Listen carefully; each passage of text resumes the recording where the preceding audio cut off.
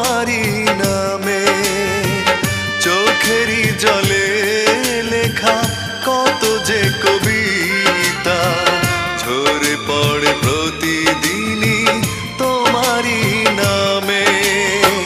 যেদিন চোখের জল শুকিয়ে যাবে মনে রেখো সেদিন আমার মরণ হবে।